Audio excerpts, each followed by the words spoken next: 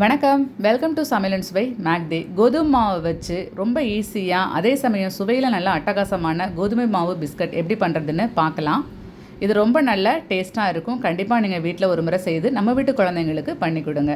வாங்க இதை எப்படி பண்ணுறதுன்னு இப்போ பார்க்கலாம்.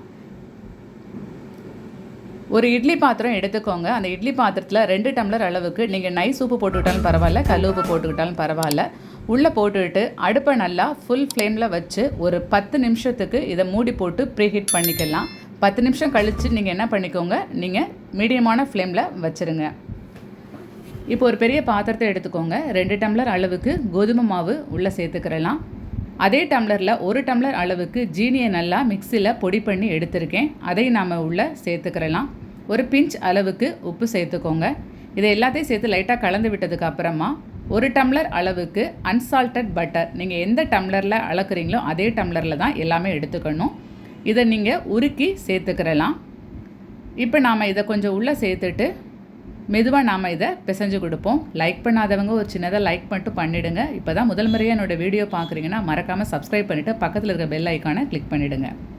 இப்போ இதன் கூட நாம் கொஞ்சமாக முந்திரி பருப்பு எடுத்து நல்லா அதை நசிச்சு உள்ளே சேர்த்துக்கிறலாம். இது ஆப்ஷன் தான், வேண்டாம்னு நினைக்கிறவங்க இதை ஸ்கிப் பண்ணிக்கோங்க. இப்போ இது எல்லாத்தையும் சேர்த்து நல்லா கலந்து விட்டு ஒரு உருண்டை மாவு பதத்துக்கு பிடிங்க. ஆனால் அவ்வளோ சீக்கிரம் இது உருண்டை மாவு பதத்துக்கு உங்களுக்கு பிடிக்க வராது, கொஞ்சம் கஷ்டமாக தான் இருக்கும்.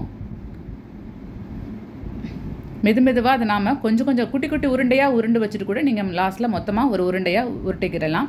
பாருங்கள், இந்த மாதிரி நீங்கள் உருட்டி இதை எடுத்துக்கோங்க. அதில் நம்மளுக்கு நிறையா கீறல்கள் விழுந்திருக்கும். நீங்கள் நிறையா உருட்ட உங்களுக்கு உருண்டை உடஞ்சி வரும். ஸோ அதனால் பார்த்து கொஞ்சம் பக்குவமாக உருட்டிக்கோங்க. இந்த பதத்துக்கு நீங்கள் மாவு உருட்டிக்கோங்க.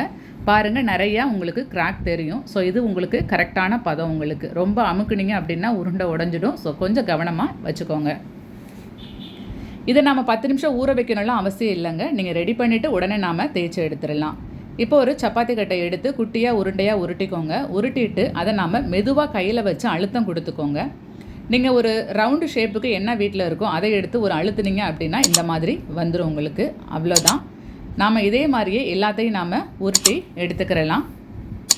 தனித்தனியாக இட்லி சட்டிலையும் வைக்கலாம். பட் எனக்கு டைம் எடுக்குன்றதுக்காக நான் இந்த தட்டு இட்லி பாத்திரத்தை எடுத்திருக்கேன். ஆனால் உங்களுக்கு வெந்து வரும்போது ஒன்றோட ஒன்று சேர்ந்து தான் எனக்கு பிஸ்கட் வரும்.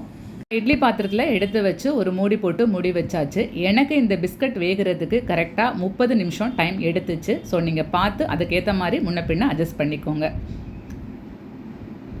பாருங்கள், நல்ல சுவையான நமக்கு கோதுமை மாவு பிஸ்கட் ரெடி ஆயிடுச்சு. இது கடையில் டீ கடையிலலாம் பார்த்தீங்க அப்படின்னா ஒரு பெரிய கண்ணாடி பாத்திரத்தில் போட்டு வச்சுருப்பாங்க. அந்த பிஸ்கட் தாங்க இது. ரொம்ப நல்ல சுவையாக இருக்கும். கண்டிப்பாக நீங்கள் வீட்டில் ஒரு முறை செய்து பாருங்கள். செய்கிறதுக்கு ரொம்ப சிரமப்படாதீங்க. எந்த ஒரு விஷயத்தையும் பிடிச்சி நீங்கள் பண்ணிங்க அப்படின்னா அது ரொம்ப ஈஸியாகவும் வரும். அதே சமயம் சுவையிலையும் நல்ல அட்டகாசமாக வரும்.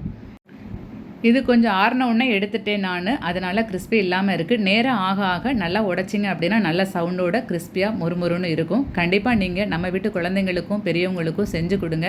செஞ்சு கொடுத்தீங்க அப்படின்னா கண்டிப்பாக திரும்ப இந்த பிஸ்கட் கேட்டுக்கிட்டே இருப்பாங்க. முதல் முறையாக என்னோடய வீடியோ பார்க்குறீங்கன்னா மறக்காமல் சப்ஸ்கிரைப் பண்ண மறந்துடாதீங்க. அப்போ தான் நான் போடக்கூடிய வீடியோ உங்களை வந்து சேரும். லைக் பண்ணவும் மறந்துடாதீங்க. கண்டிப்பாக உங்களுக்கு பிடிச்சமானவங்களுக்கு என்னோடய வீடியோவை ஷேர் பண்ணுங்கள். தேங்க்யூ.